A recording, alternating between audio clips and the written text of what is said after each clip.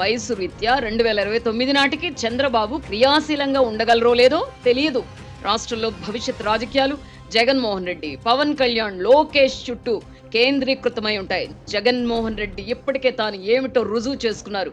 అతనికి కొన్ని వర్గాలు బలంగా మద్దతిస్తున్నాయి. పవన్ కళ్యాణ్ కు కాపు సామాజిక వర్గం పూర్తి అండగా ఉంది. మరి లోకేష్ పరిస్థితి ఏమిటి?